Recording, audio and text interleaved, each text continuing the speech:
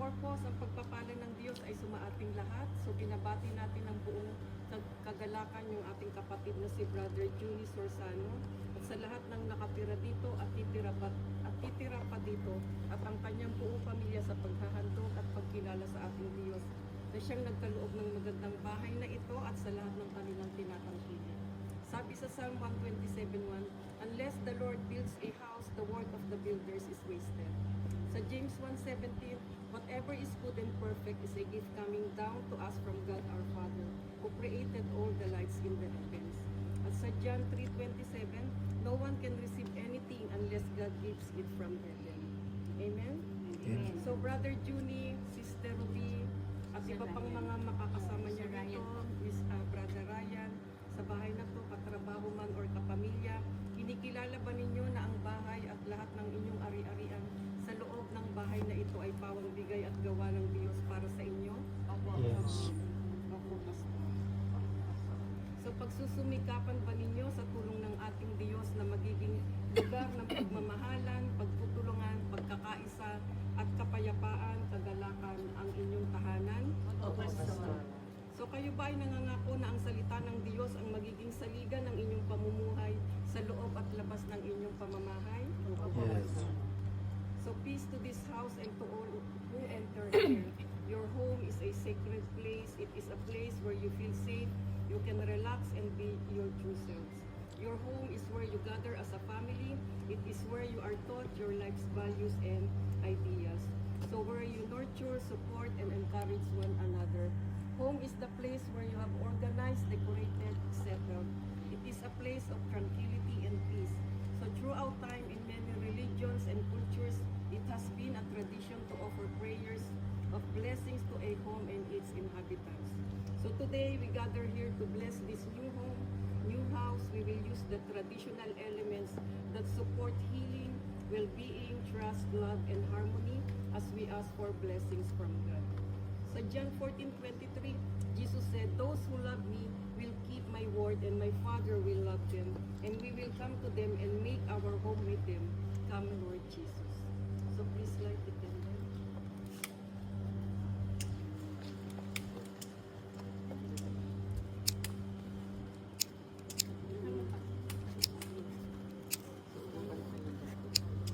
Sir Junie, kayo po daw.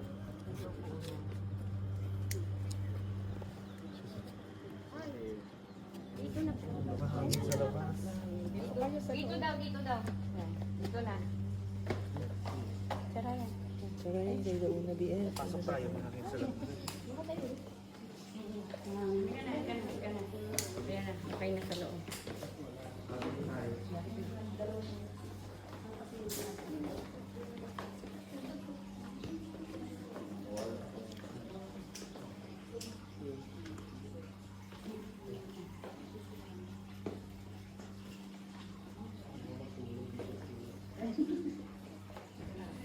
Sabi sa Matthew 5:14-16, you are the light of the world. A city built on a hill cannot be hid. No one after lighting a lamp puts it under a bushel basket, but on the lampstand, and it gives light to all in the house. So in the same way, let your light shine before others, so that they may see your good works and give glory to your Father in heaven. Amen? So let us pray. Eternal God, as this candle gives light to this home, so enable those who dwell here to be your light in the world, through Jesus Christ our Lord. Amen. So please raise the oil.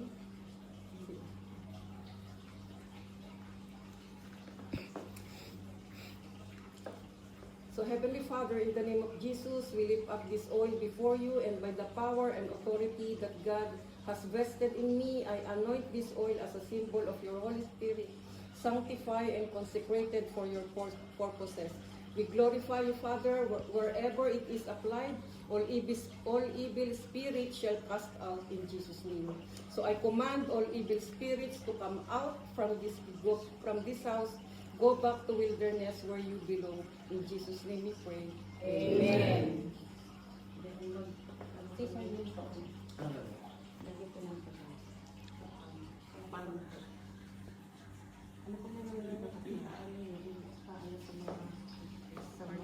Parts ng bahay. Diretso mo sa bahay. Ay, papanit po ng Dami. sa bahay. Lahat ng things po.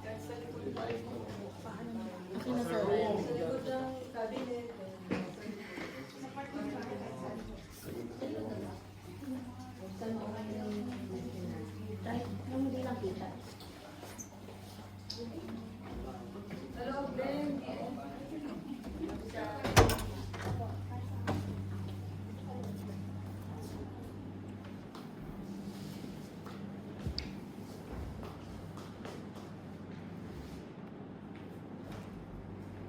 Ay, nagkana kayo. Ay!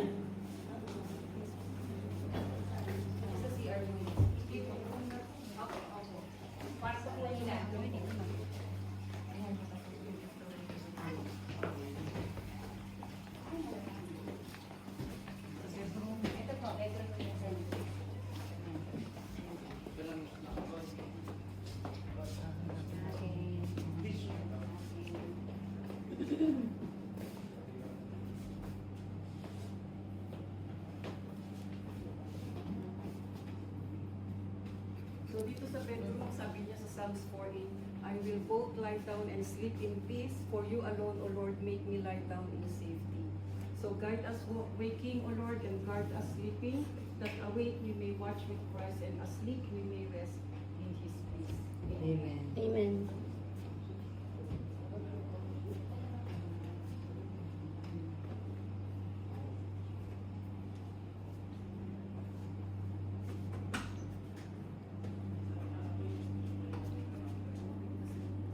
Doon po sa Medjilis. Next room daw. Ah, dito rin po, pwede po sa gym. Ito po yung ang labi ng AC. Kapatay na po yun. Ito naglagay niyo. Tumutulog. Sa next room. Sa next room. Anak, nagala na po ako doon. Sa Medjilis na ako. Pangat sila doon. Hindi na po daw na rin. Asa ba sila sa kasama? Medjilis po daw, tsaka ako. Pwede na lang patay. Pati ba naman buhok? Ano ba yan? Hot oil. Lagay mo sa dewa.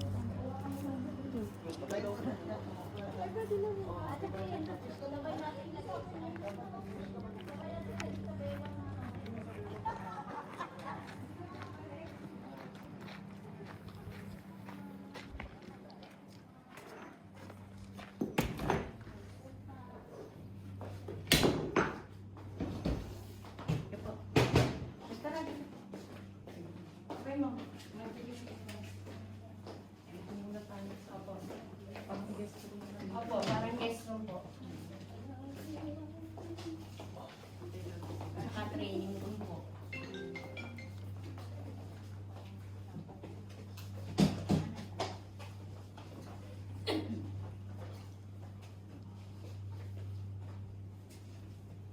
So sabi sa Hebrews 13:2, do not neglect to show hospitality to strangers, for by doing that some have entertained angels without knowing it.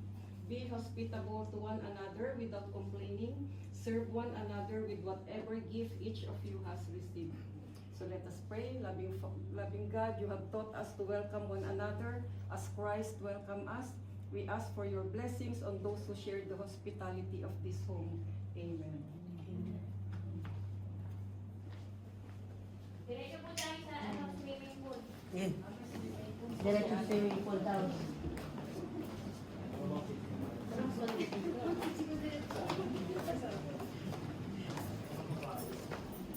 Yan po. Ay, ito pala swimming pool.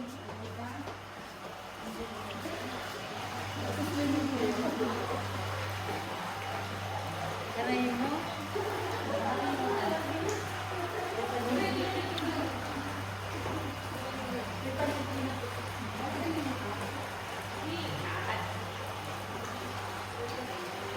Oh, pwede daw lagyan mo na po.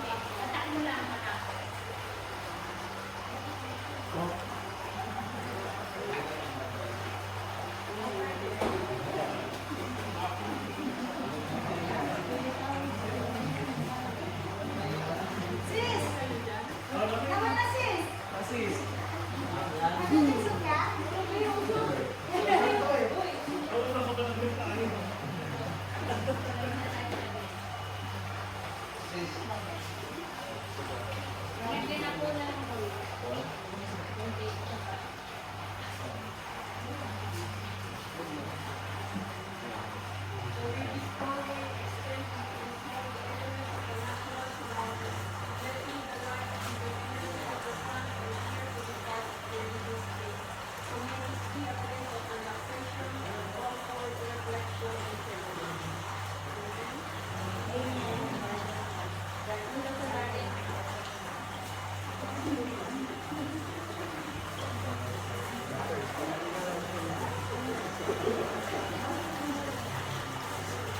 Hamburger, the size. Baptize.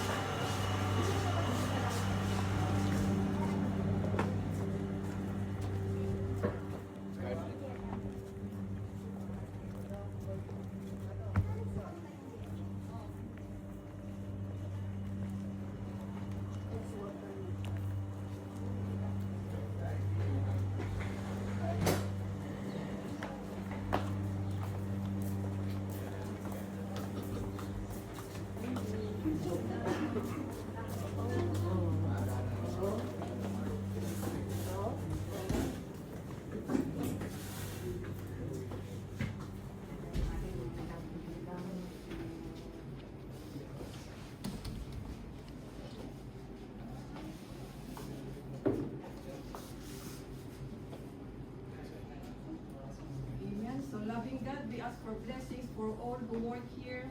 May they be prosperous and enjoy the fruit of their labor. Amen. Amen.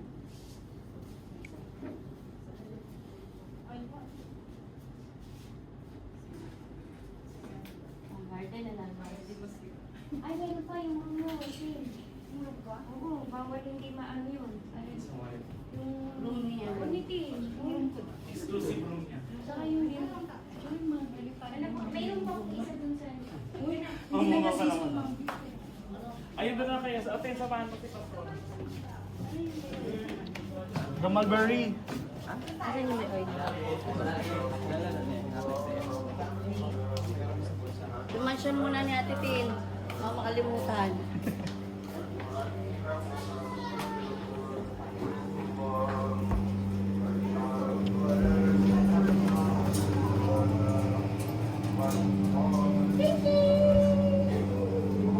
Queen.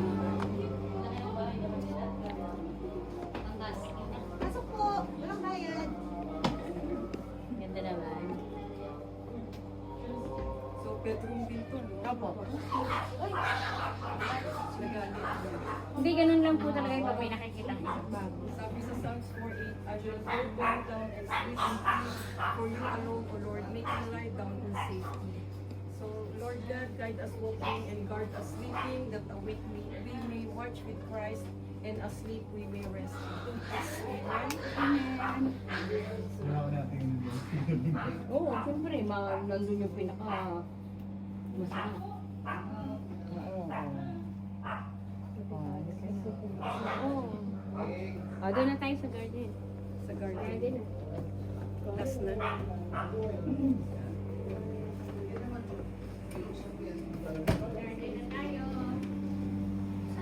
Isa pa ako sa tabi ng tao na tao.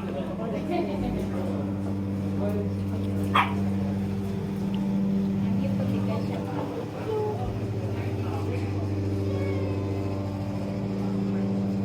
Yan, yan.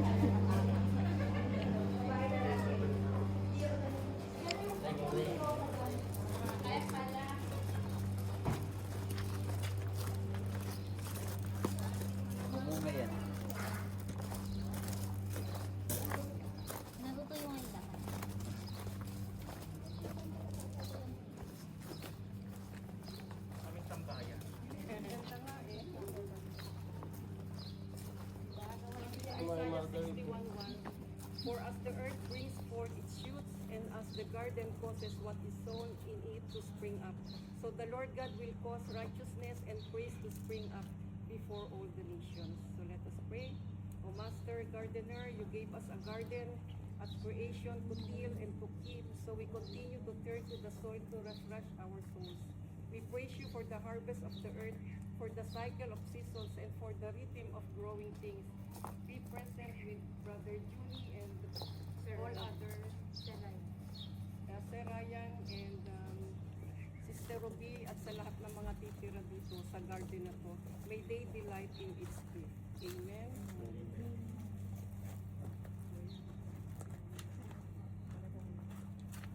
Sana yung marijuana ko dito? Yan. Yan, ito. Ano tawag yan? Ito malunggay? Yan, malunggay. Para di na tayo bibili na. Buhay na yan. O, hindi ko. To. Yan, huling-huli po siya. Nangunguha na po agad-agad. O, mamaya na tayong harvest. Hoy, mamaya na yan.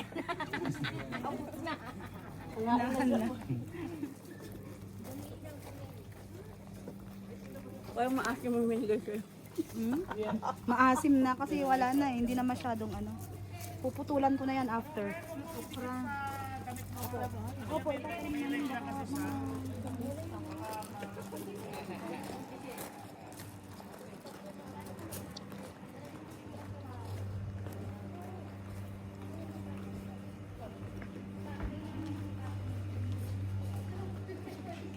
Pwede mo sa pagpang yan. Pwede na. Parang sweet.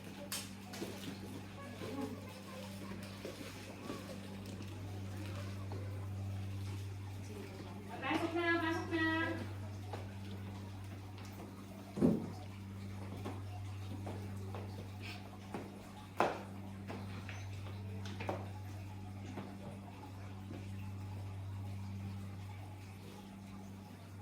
So this is closing words, prayer of gratitude. Sabi sa John 15:4-5, abide in me as I abide in you, just as the branch cannot bear fruits by itself, unless it abides in the vine, neither can you unless you abide in me. So I am the vine, you are the branches. Those who abide in me and I in them bear much fruit, because apart from Jesus you can do nothing. Amen. So this is declaration of the word of God for Brother Junie and Brother Ryan at kay Sister Ruby at sa lahat ng mga titira pa rito, yung kung family niya, friends who will live in this house. Sabi sa Psalm 23:1-6, the Lord is your shepherd. You have all that you need. He lets you rest in green meadows. He leads you beside peaceful streams. He renews your strength. He guides you.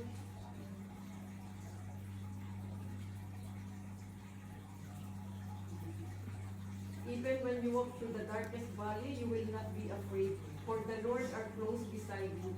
His rod and his staff protect and comfort you. God prepare a feast for you in the presence of your enemies. God honor you by anointing your head with oil. Your cup overflows with blessings. Surely God's goodness and unfailing love will pursue you all the days of your life, and you will live in the house of the Lord forever. Let us pray. Gracious God, in you alone do we find our true home. Make this house your abiding place and bless all who live here. Fill them with your Holy Spirit and send them out in your love. In Jesus' name we pray.